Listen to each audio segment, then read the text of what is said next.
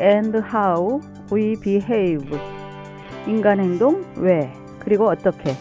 박명희입니다.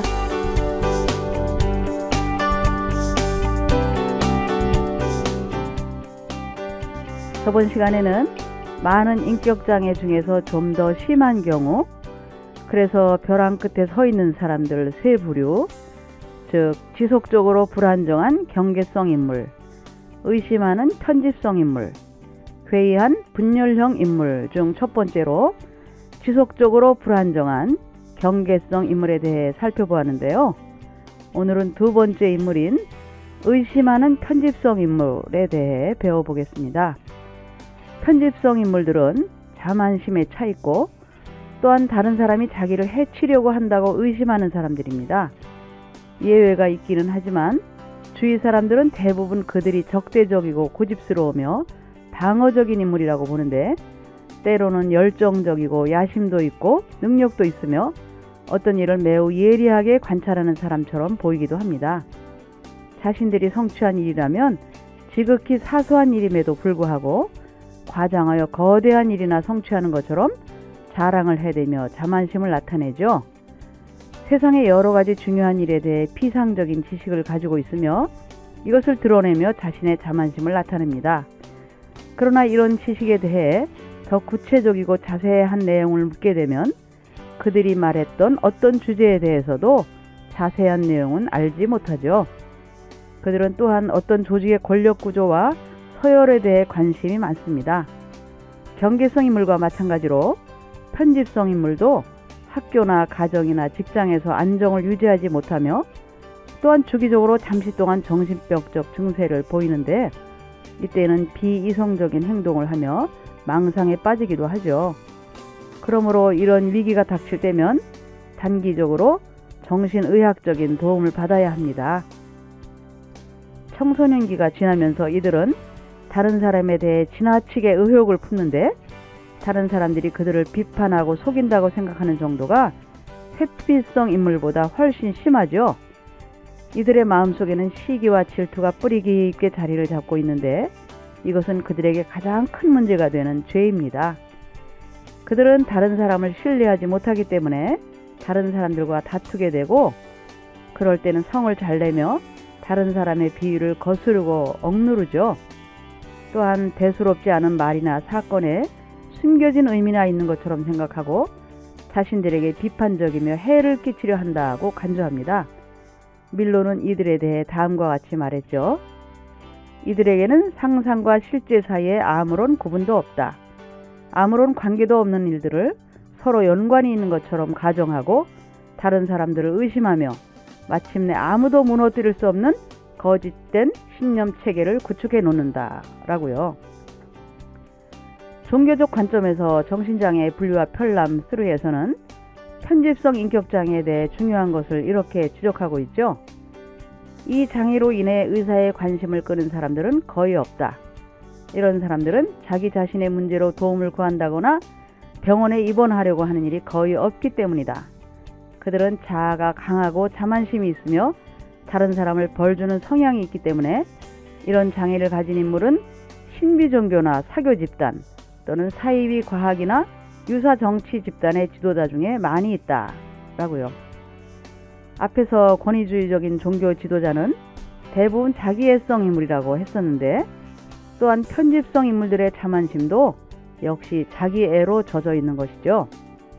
휴고 지라는 분은 짐 존스와 그의 추종자들이 자살한 사건을 다루면서 이 점에 대해 이렇게 지적했습니다. 존스의 생애를 살펴보면 많은 것을 깨닫게 된다. 그는 인디애나주의 린 근처에서 1931년에 태어났다. 당시 그 도시에서는 작은 상자를 만드는 일이 주요 산업이었다. 그의 아버지는 제2차 세계대전에 참전하여 불구가 되었으며 쿠클룩스 클란의 열성적인 회원이었다.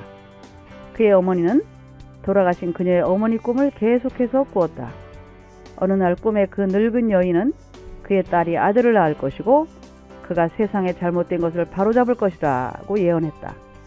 그녀는 그 아들이 메시아가 될 것이라고 확신했다. 존스가 14살이 되었을 때 그의 부모는 이혼했고 6년 후에 아버지는 세상을 떠났다. 어머니는 존스가 죽기 직전까지 살았다. 존스는 14살 되던 해 그의 부모가 이혼한 직후부터 설교를 시작했다. 쿠클룩스 클란에 속한 열성적인 회원의 아들이 흑인교회에서 설교를 했다는 것은 유의할 만하다. 그는 감리교회에서 사역자로서 경력을 쌓아갔다. 그는 감리교회를 사랑이 없는 냉랭한 교회라고 비판하면서 떠나버렸다. 그는 교육을 많이 받은 연상의 여인과 결혼했다. 그의 삶은 아버지, 고향, 감리교회, 아내, 기독교 신앙, 정부, 국가, 그리고 마침내는 그의 추종자들까지도 버린 배반의 삶이었다고 휴고 지인은 말한다. 휴고 지인은 이와 같은 배반의 삶이 편집성 인물들의 특성이라고 했다. 존스는 마침내 성경도 부인하고 그의 추종자들에게 자신을 바라보지 않고 성경에 너무 많은 관심을 보인다고 말하면서 성경 위에 침을 뱉었다. 그는 정부가 자신을 추적하여 체포하고는 고문하여 마침내 그의 추종자들과 함께 죽일 것이라고 믿으면서 죽음을 택했다고 말이죠. 이와 같은 기괴한 사례는 정신장애 분류와 편람 3에서 지적한 바와 같이 자만심에 차있는 편집성 인물들이 사교 집단의 지도자가 될 수도 있다는 관찰이 사실이라는 것을 보여줍니다. 그러나 편집성 지도자는 이와 같은 기괴한 사교 집단뿐만 아니라 일반적인 교회에서도 나타나는데, 예를 들면 어떤 목사들은 교회에서 그들을 반대하는 그룹들과 지속적으로 분란을 일으키죠. 일반 지도자들 같으면 어떤 문제가 생겼을 때 문제를 일으키는 사람과 대면하여 대화를 통해 해결하고 교회의 본래 사명을 따라 가르치고 설교하며 다른 사람들을 돌아보는 사역을 계속 감당할 수도 있을 텐데도 이런 사람들은 그렇지 못합니다. 목사들 중에서 교회 안에 그를 충성스럽게 추종하는 사람들을 형성하고 이들을 교회에서 분리시켜 새로운 교회를 만들어 무슨 일이고 목사 자신이 최종적인 결정을 내리는 체제로 만드는 것을 많이 보았는데요. 어떤 목사는 4번씩이나 계속해서 교회를 분열시켰고 마지막에는 그를 충성스럽게 따르던 사람들마저 서로 논쟁을 벌이다 분해되어 버리고 마는 것을 여러 번 보았다고 오츠 박사는 말하고 있습니다. 이와 같은 일은 교단 차원에서도 일어날 수가 있는데, 자기 과시적이고 자만심이 많은 사람이 교단의 지도자가 되어 교단의 권력 구조를 장악하려 한다면 교단은 분리되고 마는 것이죠. 이런 사람들은 탐욕과 질투심이 강하고 자신에게 충성하지 않는 자를 꾸짖으며 무엇인가 속임수가 있을 것이라고 생각하고 비밀 경호원을 두어 누군가 어디선가 자신을 해치려고 음모를 꾸미지는 않는지 늘 살펴보게 하고 대수롭지 않은 말과 행동에도 숨겨진 동기나 목적은 없는지 늘 염려하는 모습이 역력하죠. 그가 점점 더 편집성을 띠수록 어떤 농담만 해도 관계가 끊어지고 마는데, 그런데도 자신은 객관적이고 이성적이며 감정을 따르지 않는다고 크게 자랑을 해댑니다.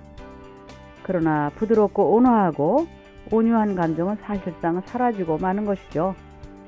편집성 인격자격을 가진 자가 지도자가 되면 분위기가 냉랭해지고 딱딱해지는데, 이들은 어느 곳에서든 무슨 일이든 의혹의 눈초리로 바라보기 때문입니다. 네, 오늘은 의심하는 편집성 인물에 대해 살펴보았는데요. 다음 시간에는 괴이한 분열형 인물에 대해 배워보겠습니다. 여러분, 다음 시간까지 안녕히 계세요.